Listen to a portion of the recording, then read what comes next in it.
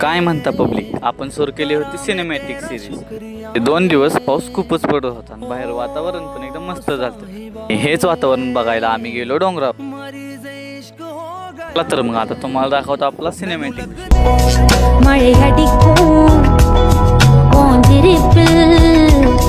செடி முளைக்கும் நான் பூவாக